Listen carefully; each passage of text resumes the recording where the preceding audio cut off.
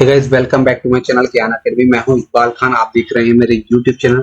दोस्तों, आज की इस सेशन में हम बात करने वाले हैं मध्य प्रदेश से संबंधित करंट अफेयर्स की, जो कि आपके मध्य प्रदेश से संबंधित जितने भी एग्जाम है उसके लिए काफी इंपॉर्टेंट है। तो चलिए बढ़ते हैं हम अपने पहले क्वेश्चन की तरफ। हमारा पहला क्वेश्चन है, किस जिले के रियवान गांव के स्वादिष्ट लहसुन को भौगोलिक संकेतक से सम्मानित किया गया है, जीआई टैग से सम्मानित किया गया है? तो इसका जो राइट आंसर हो जाएगा दोस्तों, इसका राइट आंसर हो जाएगा रतलाम। रतलाम के जावरा तहसील के रियावान गांव के स्वादिष्ट लहसुन को भौगोलिक संकेतक टैग से सम्मानित किया गया है। वस्तुओं के भौगोलिक संकेतक अधिनियम 1999 के द्वारा रेगुलेटेड किया जाता है, और जो जीआई टैग जो है वो किसी विशिष्ट क्षेत्र में उत्पादित होने वाले विशिष्ट उत्पादों को ही दिया जाता है, ठीक है, ताकि वहां पर क्षेत्र के जो आर्थिक विकास है उसको बढ़ाया जा सके। और सबसे पहले भारत में दार्जिलिंग, जो दार्जिलिंग की चाय है, पश्चिम बंगाल की दार्जिलिंग की चाय को ये पहला जीआई टैग दिया गया था सन 2004 में। इसको भी आपको ध्यान रखना है। आपको कमेंट बॉक्स में बताना है कि मध्य प्रदेश में सबसे पहले किस उत्पाद को जीआई टैग से सम्मानित किया गया था और कब किया गया था। नेक्स्ट है, अधिराज ठाकुर मध्य प्रदेश के किस शहर से संबंधित हैं जिन्होंने हाल ही में WTF की under 18 world tennis tour junior 30 में डबल्स फाइनल जीता है? तो इसका जो राइट आंसर हो जाएगा दोस्तों, इसका राइट आंसर हो जाएगा ग्वालियर। ये ग्वालियर शहर में, आपको ये ध्यान रखना है।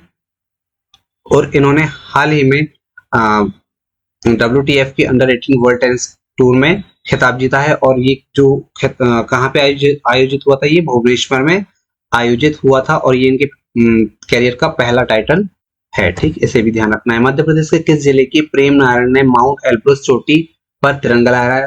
तो सबसे पहले आपको ध्यान रखना है, प्रेम नारायण जो है वो भिंड जिले से संबंधित हैं, और जो माउंट एल्ब्रस है वह यूरोप की सबसे ऊंची चोटी है, इसको भी आपको ध्यान रखना है। और इसी पर भारतीय तिरंगा प्रेम नारायण द्वारा लहराया गया है, ये आपको देख लेना है, ठीक है। और ये जो है वो भिंड में अटेरा तहसील के कनेरा गांव से संबंधित है। नेक्स्ट है, लोकसभा चुनाव 2024 के दौरान निर्वाचन आयोग ने किस जिले के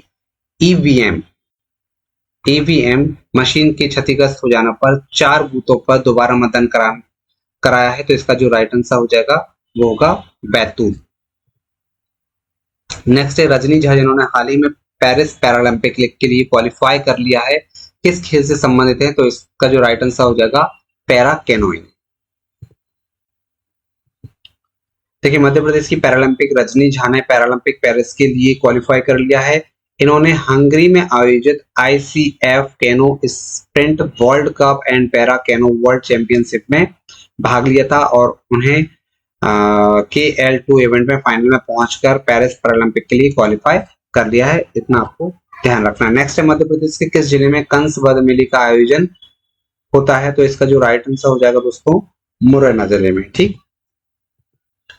देखिए, अभी हाल ही में जो हुआ है वो मुरैना में हुआ है, हालांकि इससे पहले जो है वो रेगुलर तौर पे शाजापुर में इसका होता था, और जो अगर देश की बात करें तो ये मथुरा में हुआ था, इसके बाद ये शाजापुर में हुआ था, और अभी हाल ही में जो हुआ है वो मुरैना में इसका आयोजन हुआ है, इसको आपको ध्यान रखना है।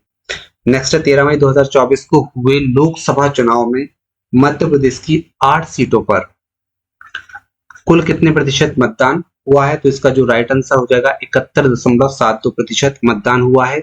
ये 8 सीटें हैं वो कौन कौन सी हैं? देखिए, सबसे पहले तो ये देखना है कि 13 मई 2024 को कुल मतदान जो हुआ है 71.72% हुआ है। सबसे कम मतदान इंदौर में 60.53 और सबसे ज्यादा मतदान खरगोन में 75.79% हुआ है। इसमें उज्जैन, देवास, मंदसौर, रतलाम, धार, इंदौर, खरगोन और खंडवा सीटों पर 13 मई को चौथे चरण में वोटिंग हुई थी, और इन सीटों पर 71.72% मतदान हुआ था, ठीक है। इसको आपको कैंसिल कर देना। अपने इस जिले वाइज आपको अगर ध्यान रखना है तो आप इसको पढ़ सकते हैं, याद कर सकते हैं, ठीक है, हालांकि इसकी जरूरत नहीं होती है। हाल ही में लोकसभा चुनाव 2024 में मध्य प्रदेश में कितने प्रतिशत मतदान हुआ? तो इसका जो राइट आंसर हो जाएगा 66.87, ठीक है। देखिए, मध्य प्रदेश लोकसभा चुनाव में अगर विधानसभा चुनाव की बात करें तो 10.38% की कमी आई है। जो अभी का जो चुनाव हुआ है वो विधानसभा चुनाव के मुकाबले में यहाँ पे जो वोटिंग है वो 10.38% की कमी आई है।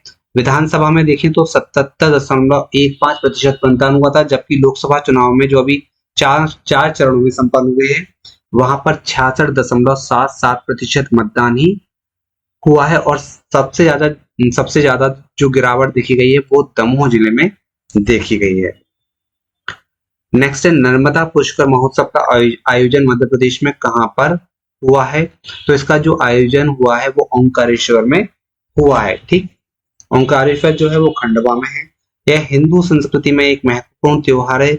नर्मदा पुष्करालु 2024 प्रत्येक 12 वर्ष के अंतराल पर यह मनाया जाता है जब बृहस्पति तारस नक्षत्र में प्रवेश करता है। ठीक है, बृहस्पति तारा जो है वो नक्षत्र में प्रवेश करता है। यह नदी पूजा का त्योहार है। मुख्य रूप से नर्मदा नदी के विभिन्न घाटों पर इसे आयोजित किया जाता है और 1 मई से 12 मई तक इसे आयोजित किया गया था। और इसका जो आयोजन था वो चेन्नई के महालक्ष्मी चैरिटेबल ट्रस्ट द्वारा इसे संपन्न कराया गया था। अगर ये वीडियो आपको पसंद आया है तो प्लीज इसे लाइक करें, शेयर करें, सब्सक्राइब करें, कमेंट करना ना भूलें। जय हिंद, जय भारत।